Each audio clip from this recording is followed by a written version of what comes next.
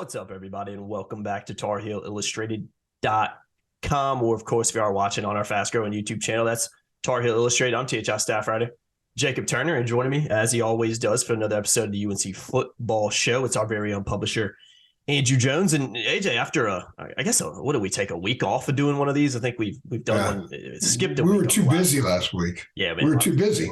Basketball swing, man. And oh God, I had a ton of stuff going on last week too with work as well. So it does get a little tricky fitting it in, but I think it was, in some ways, it was a good thing that we did skip, because I think that a lot of stuff a few things have happened, which we're going to talk about here shortly. And we're also going to talk about a series that you put out on TarHeelIllustrated.com, 5-part series on the football program.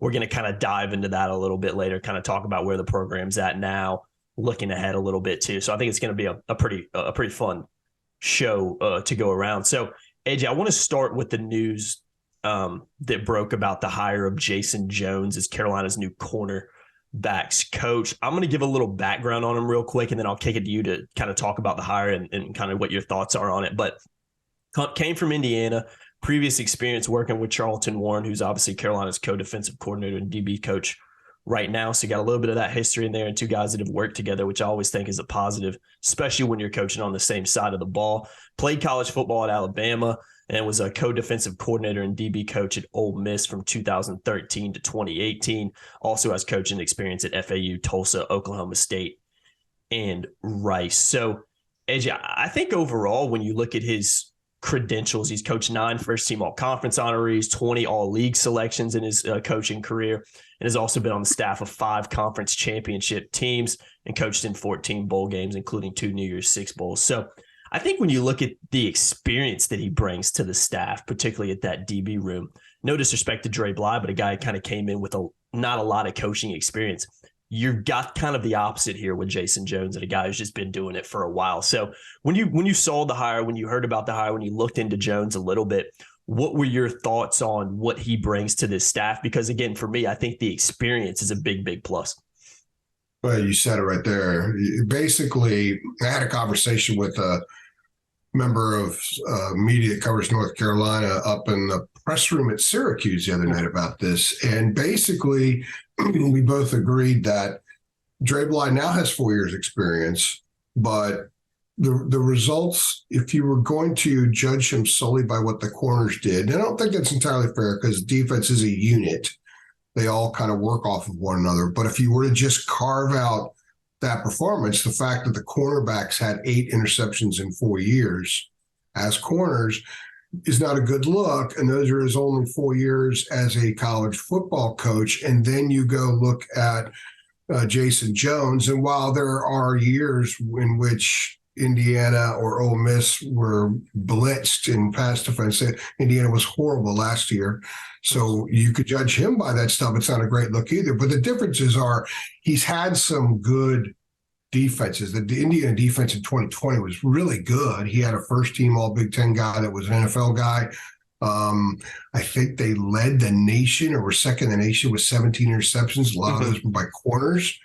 So there are years in time you look back to and say, wow, he had good corners that performed throughout the year, and he had some pretty good ones in the SEC.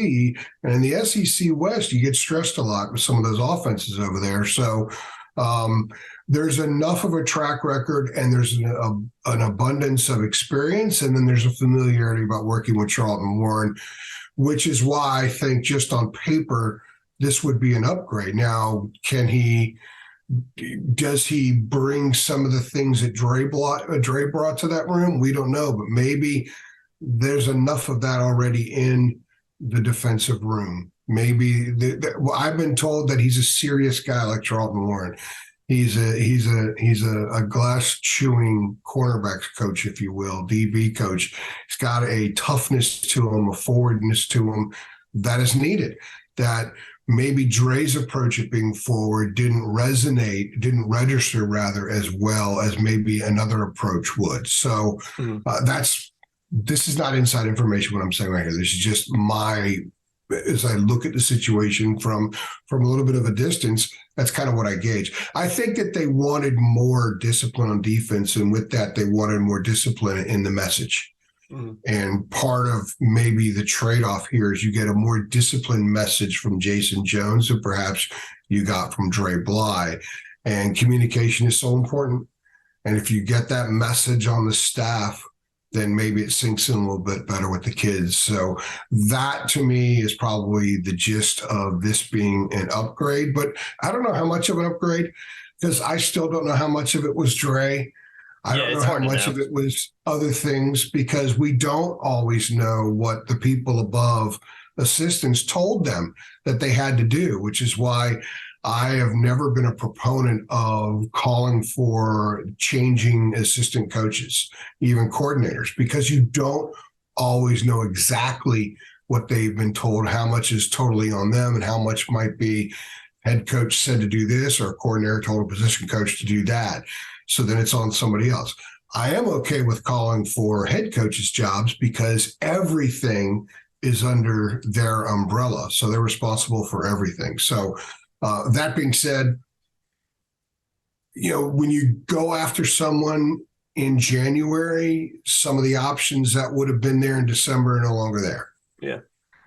But maybe Jason Jones was the target all along. Maybe Warren kind of knew throughout the year at some point that, look, we're going to have to part ways with this legend here. And I have just the guy in mind to replace him. That's very possible how that played out. Yeah. Again, only time will tell in terms, like you said, if it's a good hire or not. I mean, you don't know until you get into next season and see if that room does improve a lot, and might even sometimes takes longer than that. So do you think, I know Dre Bly was a big recruiter for Carolina, particularly in that Virginia Beach area. I know Carolina's last class seems like in some ways they're not good. I mean, I know they're still recruiting that area, but not. It was one point it seemed like every kid that they got was from that area. It doesn't seem like it's as much like that in terms of heavily targeted in that area. So do you think recruiting wise, is it still kind of a to be determined thing to see if it's an upgrade maybe on the recruiting scale? Because I know Dre Bly was a good recruiter. You know what I mean? He was. Dre is phenomenal at relating with kids. And one of the things about Dre is, and he said this, every home he walked into, the dad saw a play. Yeah, that's true. Yeah. The dad remembered him as, Dre stood out. Mm-hmm. Dre's the guy that you watch. Dre, the gyrations, and he was sort of modified version of Neon Dion with a lot of that stuff. Mm-hmm. And there was nothing wrong with it. It was part of his game. He was that way right out of the gate in Chapel Hill. And that's one of the reasons Carolina fans loved him. And if you go back and look at his clips as a player in Chapel Hill, or just full games, and you see all the dancing he does, that was fine. He did it for Mac. He was Mac's dude back there. So not as many of them know Jason Jones, but they know Carolina. They know the Carolina brand, and they know Mac Brown, and they know Gene Chizik. And so, and as far as recruiting goes, they're hitting Georgia hard anyway. Warren already had connections in Georgia. John Lilly's got a lot of connections in Georgia. The largest alumni contingent in an area outside the state of North Carolina is in Atlanta. Second is Washington, D.C. So they're hitting Georgia hard. They love high 3 stars in Georgia because they have chips on their shoulder. Dean and I did this in a podcast here recently where they're really going after a lot of these kids hard, because a high 3-star kid in Georgia might be a 4-star other places, but they got a chip on their shoulder. Mm-hmm. And I think they love the Kamen Ruckers of the world and the Will Hardys of the world, and that's what they're looking for in many respects. So we'll have to wait and see. I have no idea how Jason Jones is on the recruiting trail, being at Indiana and Ole Miss. Indiana actually did a decent job a couple of years ago recruiting. Mm-hmm. Dropped off a little bit. Ole Miss has always done a solid job, and always, but a lot of the time done a solid job. Yeah. So I think that's to be determined. I'm not going to say he's an upgrade over Dre in that area, because there would be zero evidence to support that. Mm. That was Dre's strength, big time strength, especially up there in the 757 and also in Charlotte. But North Carolina can recruit Charlotte without him. Mm-hmm. And North Carolina can recruit Virginia without him as well. I mean, North Carolina recruited Virginia very, very well for decades, long before anybody ever heard of Dre. So they can do it again. Yeah. And really, it's not Dre's program, it's Mac's. Uh-huh. ultimately that's what it is. And I think that's Max the recruiter, Max the lure, in addition to the other intangibles that just UNC inherently has. Mm-hmm. Yeah, no doubt. To be determined on a lot of these things again, because it's just so early to tell. We hadn't even had a practice yet. You know what I mean? So we'll kind of see how things go. And in that respect, Jason's still learning the landmarks of how to get to the KFC. Yeah, man, he's still got to put his GPS. And I say KFC, I'm not talking chicken. I'm talking the Keenan Football Center. Yeah, no doubt. He's still got to put it in his GPS probably to get there. So still in the early stages. And like I said, we'll know a lot more. We'll definitely know a lot more in a year from now, but we'll know a lot more once we get into spring practice and get into the season as well in terms of how that room improves. Real quickly, AJ, I want to give a shout out to our sponsor on this podcast before we dive in to the rest of the show here. And you guys know who they are. They sponsored every single football show we've done this season. That's myprivatefranchise.net. So guys, if you're looking to diversify, looking to lead the corporate rat race, gain control of your own income and schedule, well, how does having unlimited PTO, the ability to create your own income and wealth sound? Well, guys, you have to look no further than myprivatefranchise.net. Andy Ludicky is the founder and owner of My Perfect Franchise. Is also a longtime Rivals member, diehard college football fan, and franchise veteran, having owned multiple franchises and businesses throughout his career. So what he does is, for those that are potentially interested in opening a franchise, which there's just so many different types of franchises you can open, he helps you do that and takes you along in the process of doing that. So what you can do is you can meet with them 100% free for a consultation meeting, see if it's what you want to do over the phone, see if it's something that really interests you, and he'll guide you along the way on how to go about doing it. So again, guys, call Andy. It's 100% free consultation process. You can check him out at myperfectfranchise.net. Put your life and career in your own hands. And again, I'm going to keep saying it. It's 100% free. So what do you really have to lose? Check him out, myperfectfranchise.net. If you do end up talking to Andy, make sure you tell him Tar Heel Illustrated sent you, but also make sure you talk a little Mac Brown with him, because he's a massive Texas football fan. So obviously has a lot of love for Mac Brown and what he did for their university. So make sure you chat a little bit with him about that. Big shout out to Andy.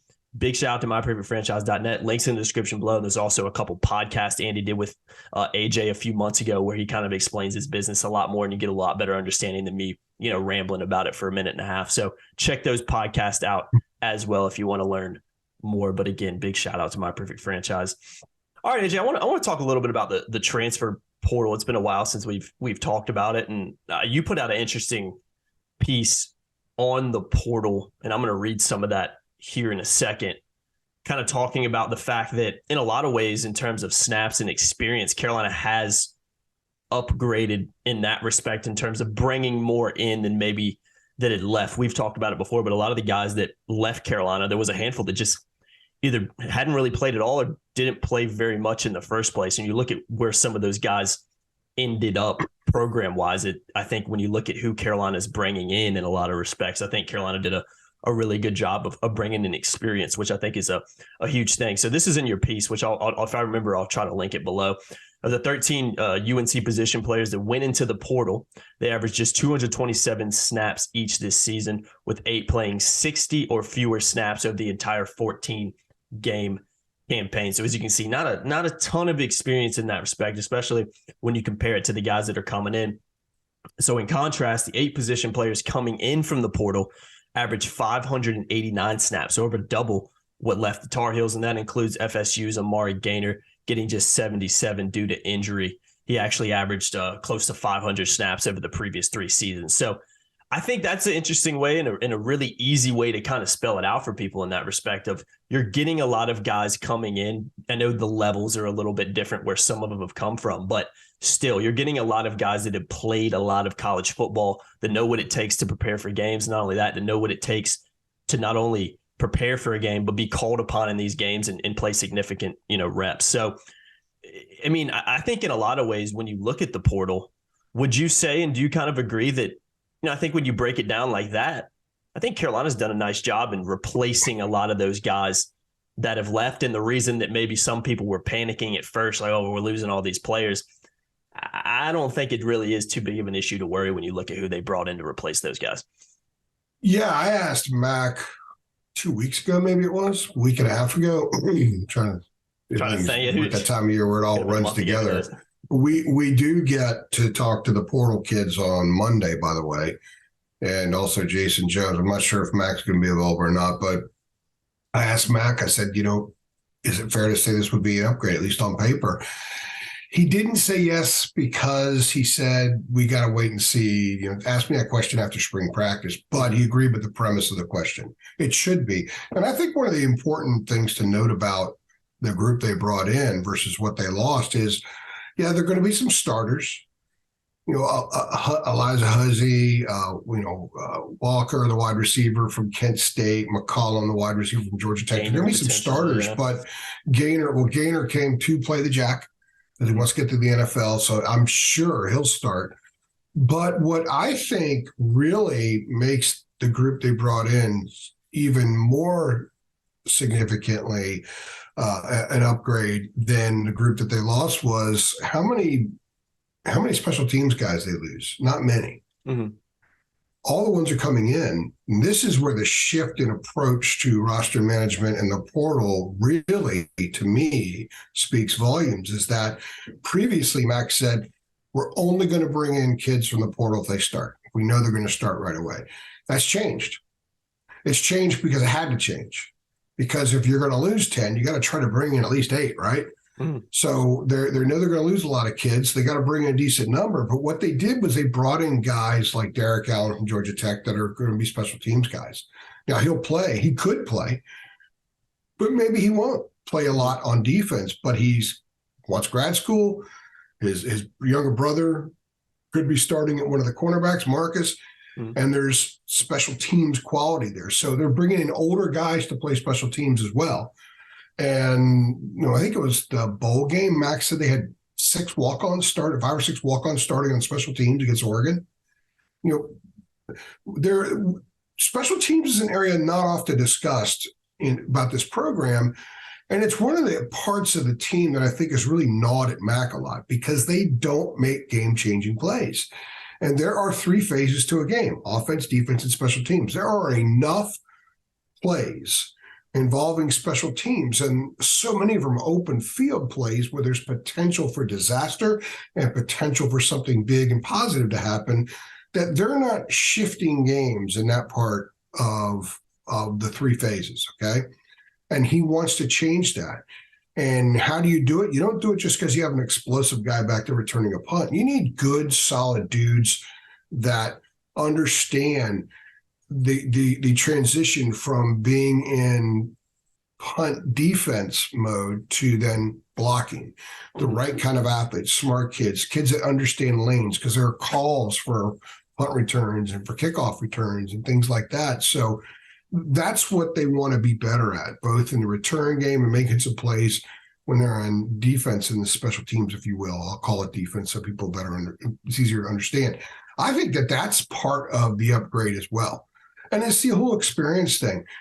Whether you're playing for Mars Hill or Michigan, if you're playing every week in college football, learning and understanding how to take care of your body and how to prepare your mind and how to get sleep and nutrition and when to shut it off and when to turn it on, those are all parts of the process that guys must learn how to be college football players. It's not just when they step on the field.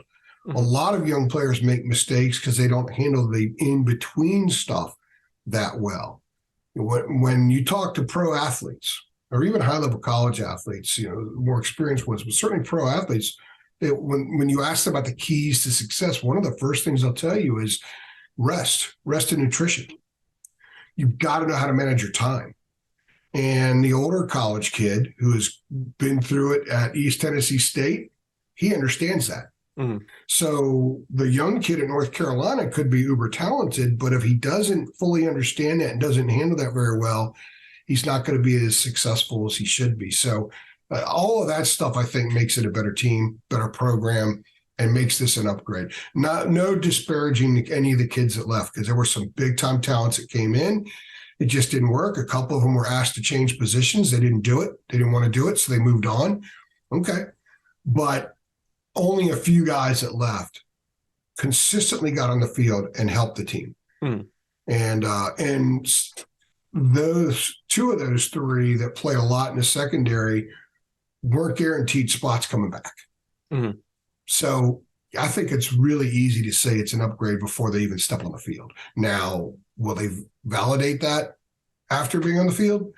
I think that they probably will. I like the group they brought in. They hit on areas of absolute need, and they didn't go get one guy thinking he's the answer. They got multiple figuring one of them's the answer. Yeah, which is smart. And that's that's what I really like about the approach. So I think North Carolina will be better next season because of the revolving door of the transfer portal, what went out and what came in. Yeah, I'd agree on that as well. And kind of building off that, the last kind of thing I want to talk about in this podcast is you put out, I mentioned this earlier, but you put out a 5-part series on the program last week. I think it finished up early. Did it finish up earlier this week or was it? It was Friday. Yeah, I think I ran Monday through Friday. Yeah. Okay. So if you go check out that 5-part series, really good. It kind of dives into the offense and defense, what needs fixing kind of on those sides of the ball, roster management, where the program is right now. As Matt kind of said, I think early in the year, kind of judge us after this season is over with. And, that's what I want to talk about here is we're not obviously going to dive into each specific one of these topics because we'd be here for hours. But by doing this series, AJ, and guys, go check it out. Again, I'll try to link it below if I can remember to. By doing the series and diving into kind of the offensive defensive numbers, we've talked about the offensive defense at length during the season, even after the season ended in terms of what needs improving. So we won't rehash that too much. But Mac, like I said, judge the program after the year's done. Obviously, the year didn't end well for the Tar Heels. It didn't end the way they wanted it to, and Mac Brown will tell you that. And there's no sugarcoating that. It was a really bad ending to the year with the amount of games Carolina lost in a row, and not only that, but the fashion in which they lost a few of them. But when you look at the portal, when you look at who's coming back next year, when you look at some of the with Jason Jones coming in, a couple of staff changes and stuff like that, do you think the program is in a pretty good spot right now, AJ, going into next season? And do you think we've talked about it next year always kind of being the year when you look at the guys that Carolina has returned? Obviously, some of those guys that maybe we thought were going to come back ended up either going to the league or transferring. So still some question marks in that respect in terms of how they're replaced. But would you say overall that the program's in a pretty good spot? I would say one of the best commodities that North Carolina football's had for a long time is hope. Mm-hmm. Had a lot of that. Because sometimes that's all you can do, right? Yeah. Now, sure. What I think is fair now, and I know that there are quite a few disgruntled fans who really kind of only see things through a last couple of years lens, and they don't look back at the last quarter century since Mac left, which I think is the right way to look at this, is that there's the same amount of hope and the same amount of desire for upgrade, yet they're coming from a different place now.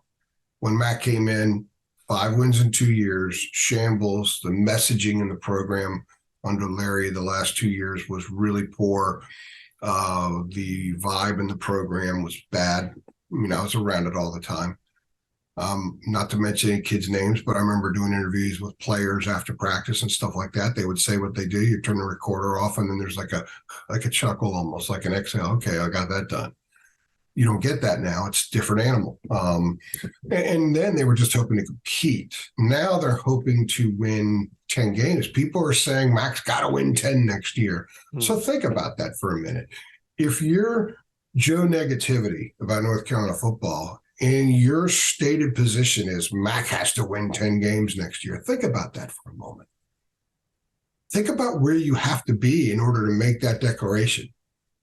You have to be starting from a much higher point than you were a few years ago when you were thrilled to beat Temple in the Military Bowl. Yeah.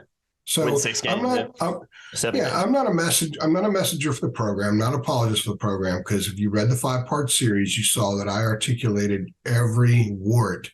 And there are quite a few in the program. And Mac will also admit there are quite a few. That's one reason changes are made. That's one reason he was so adamant last time we talked to him. He said, look, I didn't come back here to win 9 games. He's like, in one breath, he's building up 9 wins because he should, because it's only the second time it's happened since he left the first time.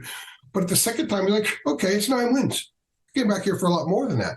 That's the fair way to look at this.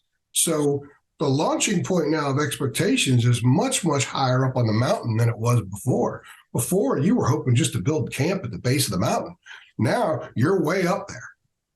you're 2/3 the way up the mountain, and you can sort of sense where the summit is. And the hardest part is to get to the summit from where you are now, but at least that's your starting point. Mm-hmm. Yet the negativity by some people is as if that they're still 2-9, 2-10 every year, and they're minus in the net turnover margin and things like that. That's not the case. The program is in good shape. It's just not delivered overnight like a lot of people expected Mac would. Maybe Mac's messaging was that it would happen quicker. Maybe it's just the fact that he's a Hall of Famer. He's Mac. He did it before. Look what he did at Texas. It should happen. And it hasn't happened as quickly as some people wanted. So they're going to find everything that they can to pick on.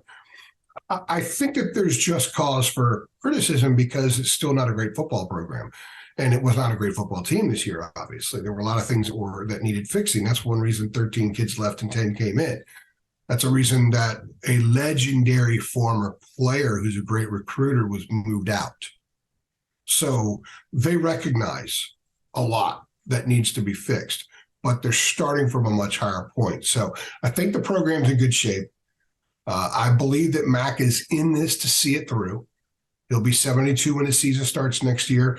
I kind of half joking, right before we started recording last time, we had an interview with him, sort of half joking, said, how long are you going to stick this thing out? Because I think we were talking about Boeheim or Larinaga or something in basketball, and it came up. And, well, how long are you sticking this thing out? He's here to get this done. There's no timetable. It's not like he sits around with Sally and says, well, Sally, I think I got 2 more years left. Yeah. No, he's going to stick this thing out as long as he can, and as long as the good Lord will keep him fit enough to do it. So I think that they are well placed to take another step forward in 2023. How big a step forward is that? I don't know. Is it enough to satisfy a lot of the naysayers? Probably not, because there's always a contingent that's never going to be satisfied. There are people ticked off at Alabama at Nick Saban right now, which is mind-boggling. There were people that criticized Roy all the time. People criticize Dean all the time. It's just the way it is, right? Yeah, think of the Clemson fans that are all irate about Dabo. Dabo's lost it. Yeah, whatever. How would you like to lose it and have the season they had this year? That's I know, man. Good, you imagine. Right? So I think Carolina fans need to have the proper perspective as well. You have to do so recognizing long-term history and recent history. But also, I think it's fair to have expectations. And I think North Carolina can win big in football. If TCU could play for the CFP championship, so can North Carolina. Yeah, no doubt.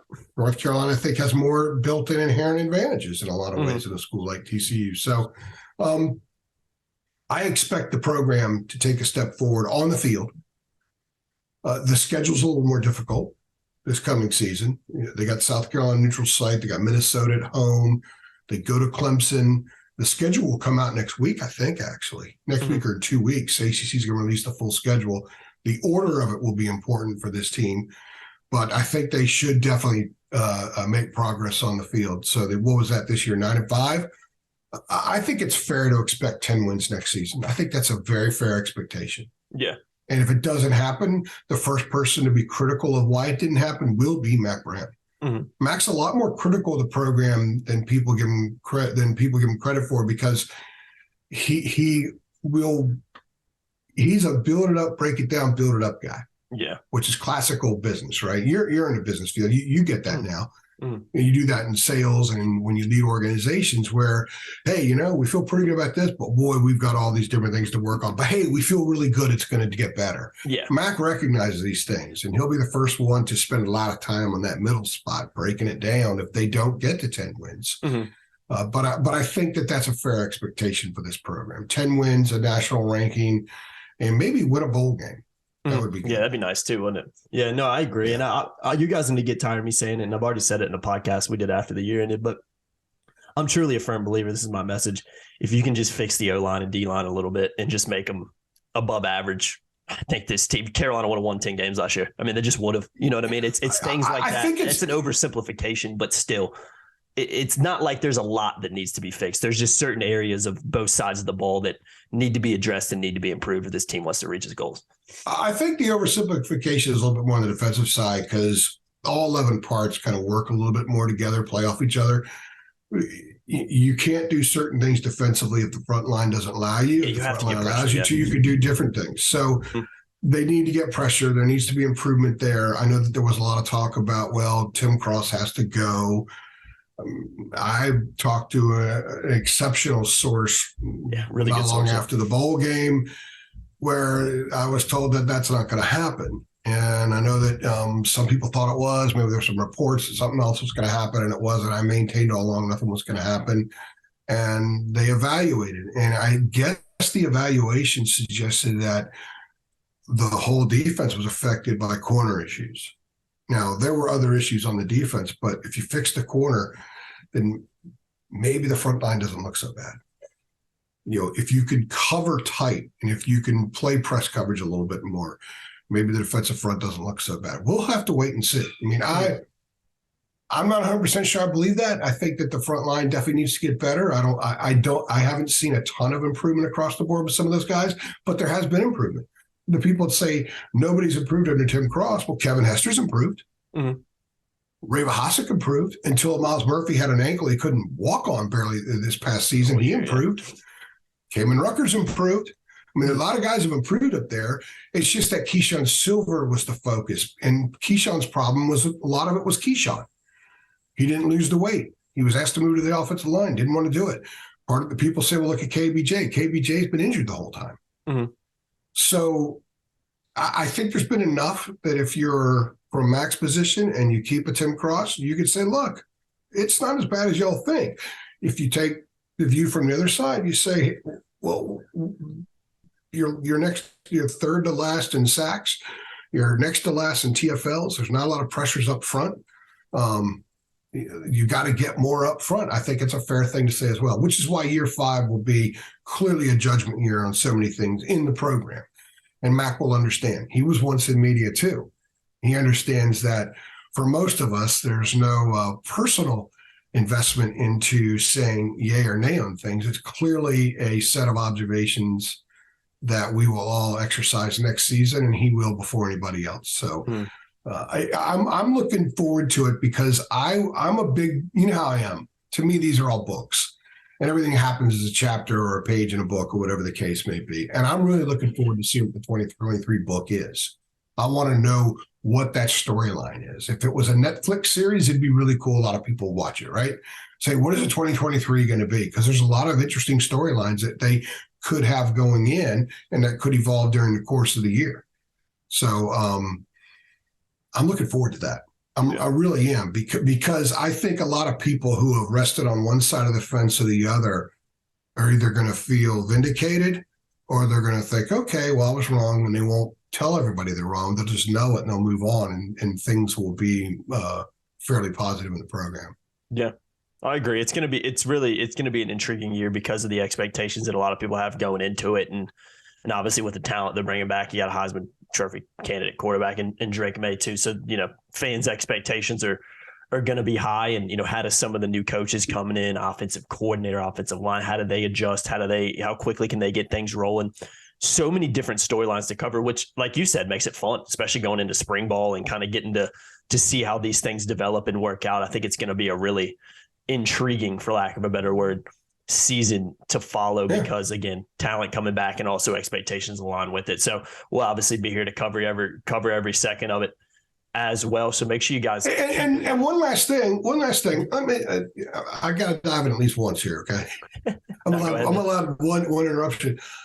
I think the tolerance of the fan base is going to be one of the underlying storylines next year. No doubt, especially with how last year ended. And maybe I'm more tuned into it now in this job than I was previous jobs because it is part of my circle now when I have to deal with subscribers and everything else. So when I was at Fox Sports or when I was with the Wilmington Star News, I wasn't as connected to who I was writing to as much because it wasn't as important. Now it's a lot more important. So maybe I'm a little bit more clued into their vibe. And I think their vibe is going to be one of the underlying storylines next season. And if they're all happy, I can mention a few of them on here, Ticket and a couple of the others. If they're happy next season, that means that Mac's doing a hell of a job and everything's going well. If they're irate, that means that maybe it's not so great. So that will be, the pulse will be on some of those guys. And And I think in a way, that's one of the things I really like about this job, as opposed to some of the other ones, is because of that interaction, and you really kind of get a sense of what the critics think and what the cheerleaders think, if you will. Mm-hmm. And I know a lot of fans. I sit in the stands during games sometimes during the year just because I like to be up there and I like to kind of see it from a different vantage point instead of, staring through a camera lens on the field, which gives you a completely different perspective. So I get to talk to a lot of fans, and it goes without saying, but make no mistakes about it. The 4-game losing streak to end the year just left such a bad taste in a lot of Carolina fans' mouth, not only because of who they lost to, and I know we've talked about this at length, but the way in which they lost a couple of days. I think the Oregon loss did give, I know it did for a fact, because I asked fans on Twitter after this, it was overwhelmingly a lot more optimistic than I thought it would be because of how that game went down with a lot of the young guys being out there. So I think a lot of people are optimistic about the future of the program going into next year. But yeah, it just the taste at the 4-game losing streak to end the year when Carolina was 1 win away from hitting that 10-win mark. Just, again, like we've talked about so much, AJ, kind of got back in that routine of it's Carolina football for you. They'll let you down every single time you think they're going to get there. So I do think that has had a big effect on. That's the history. That's why the vibe. That's the history of the program. Is going to be important next year. That's the slogan. That's the history of the program. It is, man. They've done it for 80 years. Yeah. It's tricky. I mean, you got to. It makes the choo-choo teams did it. The choo-choo teams did it. The choo-choo teams did it. Yeah, I know. The Don McCulley teams and John Bunning teams did it, and the LT teams did it, and the Mac Brown, Keldorf, Bly teams did it. So they do it now too. You can't really blame fans in a lot of ways because that's what in basketball you've been rewarded. Just go look up in the Smith Center. You've been rewarded. Football, not as much in terms of winning and in terms of competing for national titles and winning championships. You just haven't seen it. So when you lose 4 straight to end the year, one against your rival, one against a horrible Georgia Tech team, and the other get blown out in the ACC championship game in your home state, of course fans are going to be a lot more irate than they would have been if Carolina would have lost maybe 2 of those 4 games. You know what I mean? So it's easy to understand, and trust me, I get it. We've talked about it at length. So AJ, we'll go ahead and wrap this podcast up, man. Another episode of the UNC Football Show. Make sure you keep it locked to our to TarHeelIllustrated.com. You can sign up for just $8.33 a month, where you can be a Carolina insider too. Link to our websites in the description below as well. Make sure you check out My Perfect Franchise. And big shout out to Andy Ludicky for continuing to sponsor us. Link to their website in the podcast to watch are below as well. So AJ, appreciate you joining me for another episode of the UNC Football Show, and we'll be doing these throughout the offseason as well. Not every week, but every other week we're going to try to squeeze one of these in and just talk about some things. And we'll obviously have I'm sure we'll have some other podcasts along the way, football wise. We'll do some specific topics. Yeah. One of the things I'm going to tease everybody right now, we're going to do this down the road, but I went to go pick up my credentials at the Syracuse athletic facilities the other day before the game, right? That afternoon. It was at the Carmelo Anthony facility. But in order trying to find it, I parked in front of the football indoor complex, which is where lacrosse was practicing. They have statues of Ernie Davis, Jim Brown, and Floyd Little up there. Okay. Cool. One of the topics we're going to have later on this year, maybe in the off season for everything, will be what football statues should North Carolina build? It's a great. They have choo-choo, but I think they need more. So we'll do that down the road. That's the kind of stuff we have coming for you guys over the next several months. I like that. That'll be fun content. We do a lot of fun stuff during the off season too, because we have to kind of be a little more creative, and you're not covering a beat during the off season with football. It takes a break for a while, so keep it locked to our YouTube channel, to our TarHeelIllustrated.com for those fun podcasts. And again, we'll be doing some UNC football shows every other week as well, and keep it locked to the UNC basketball show because that's in full force. We're doing one of those a week as well because there's just so much basketball stuff going on right now. I've been Jacob Turner. He's been Andrew Jones. Appreciate you guys watching. As always, make sure you like, share, subscribe, hit that notification bell as well so you know every single time we upload. See you all in the next one. Thanks.